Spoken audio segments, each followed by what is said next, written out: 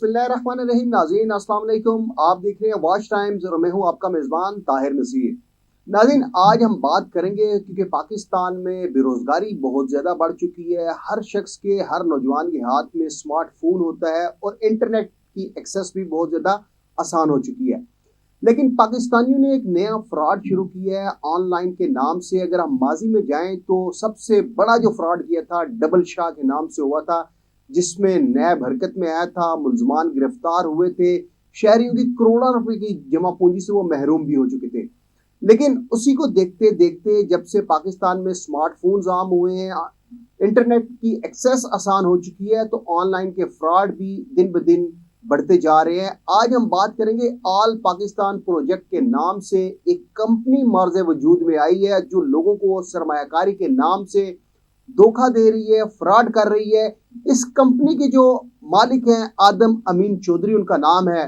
अगर आदम अमीन चौधरी के ऊपर मैं बात करूं तो माजी में उन्होंने वो 3 कंपनियों के साथ मुंसलिक रहे हैं, जिन कंपनी के नाम थे AITS, इसके अलावा इकॉमनी, और तीसरी जो कंपनी थी उसका नाम था प्रॉफिट इलॉज के नाम से, जो मर्ज वजूद में थी पाकिस्तान में। लेकिन वो नौजवानों को, शहरियों को करोड़ों रुपए का चूना लगाकर फरार हो चुकी, जिसके बाद आदम अमीन चौधरी इंग्लैंड फरार हो चुके।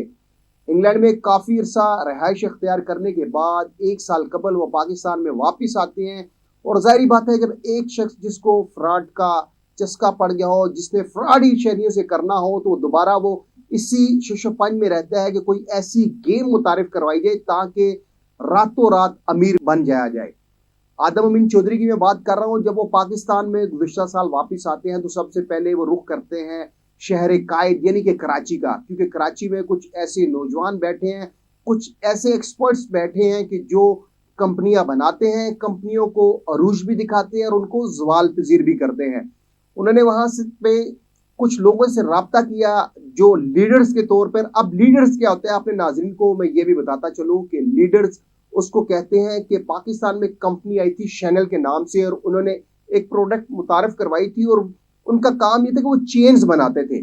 चेन्स बनाते बनाते वहां पे एक लीडर बनाया जाता था कि जो सबसे पहले वो प्रोडक्ट खरीदेगा, आगे उसको सेल करेगा, फिर वो जिसको सेल करेगा वो उसका एक कह ले कि वो इसका एक नुमाइंदा बन जाता था, मेंबर बन जाता था। इस तरह 7 से 8 लोगों का एक ग्रुप होता था और उसका एक लीडर होता था। इसी तरह आदम अमीन चौधरी ने जब कराची में लीडर से रब्ता किया तो उन्होंने इसको शटअप कॉल दिया और कहा कि आप तो ऑलरेडी पाकिस्तान से फ्रॉड करके फरार हो चुके हैं।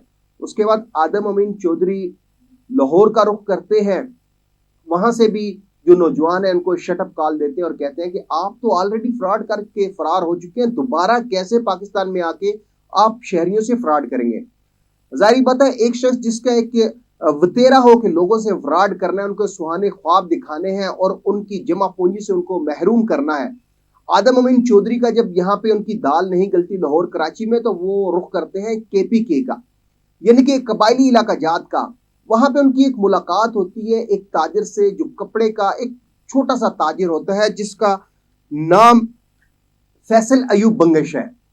फैसल अयूब बंगश और आदम अमीन चौधरी मिलके आल पाकिस्तान प्रोजेक्ट के नाम से एक कंपनी जब मुतारिफ करवाते हैं, क्योंकि जो फैसल अयूब बंगश है उनका इलाका KP होता है, कबायली इलाका जात में उनकी अच्छी खासी गिरिप होती है। और नाज़रीन, आपको बताता चलूँ कि कबायली इलाका जात के जो लोग होते हैं उनके पास इतनी एजुकेशन नहीं होती, उस तरह की अवेयरनेस उन तक नहीं पहुंच पाती कि कैसे ये लोग फ्रॉड करते हैं। इसी के ऊपर बात मैं कर रहा हूँ आल पाकिस्तान प्रोजेक्ट्स के नाम पे।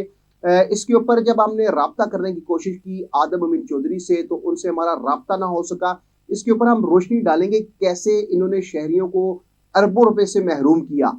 आदम अमीन चौधरी इंग्लैंड में किस शहर में किसके पास जाके रहे, इसके ऊपर भी हम बात करेंगे।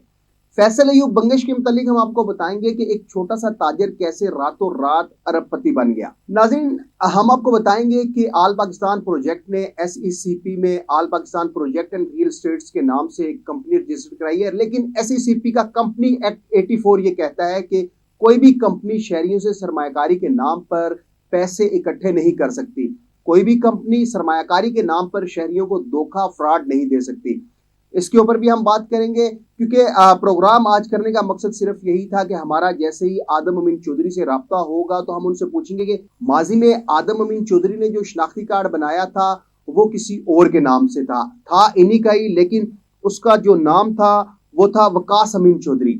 और मौजूदा उनके पास जो शनाख्ती कार्ड है वो आदम अमीन चौधरी के नाम से है। लेकिन यहाँ पे नाजरीन को बताते चले कि जो आदम अमीन चौधरी हैं उन्होंने नादरा को भी मामू बनाया, FIA इमिग्रेशन हुकाम को भी मामू बनाया कि एक ही शख्स पहले एक फ्रॉड करता है वकास अमीन चौधरी के नाम से, दोबारा पाकिस्तान में लॉन्च किया जाता है और आदम अमीन चौधरी के नाम से वो फ्रॉड धोखाधड़ी शुरू कर देता है। इसके अलावा नाजरीन आपको ये भी बताते चले कि आदम अमीन चौधरी एक गैर कानूनी हाउसिंग प्रोजेक्ट है जिसका नाम है अब्दुल्ला सिटी। जिस शहरी से भी इन्वेस्टमेंट वो करवाता है तो उसको एक स्टाम्प पेपर दिया जाता है, उसको गारंटी के तौर पर चेक भी दिया जाता है और उस स्टाम्प पेपर में मेंशन होता है कि अगर हमने आपको रकम ना दी तो आपको हम अब्दुल्ला सिटी में प्लाट देंगे। हम अपने नाजरीन को गुज़िश्ता व्लॉग्स में भी बता चुके हैं कि अब्दुल्ला सिटी गैर कानूनी है, उनके पास इतने प्लाट्स नहीं है जितनी वहां पे शहर ने सरमायाकारी कर लिया है। कल तक हम अपने नाजरीन को आदम अमीन चौधरी से जो हमारी गुफ्तगू होगी वो भी आपको सुनाएंगे, क्योंकि हमारा दावा है कि आल पाकिस्तान प्रोजेक्ट्स की जो कंपनी है वो लोगों को सुहाने ख्वाब दिखाकर धोखाधड़ी और फ्रॉड करके जालसाजी करके उनसे रकूम बटोर रही है और उनको लालच दिया जा रहा है कि अगर आप $1000 की इन्वेस्टमेंट करेंगे तो आपको 7 से 28% तक का मुनाफा दिया जाएगा। लेकिन SCCP भी इसके ऊपर खामोश है, इदारे भी खामोश हैं। कल तक के लिए अपने मेज़बान ताहिर नसीर को इजाज़त दीजिए। कल हम SCCP के ऊपर भी बात करेंगे और आदम अमीन चौधरी से जो हमें मौक़िफ़ मालूम होगा अपने नाज़रीन के सामने रखेंगे।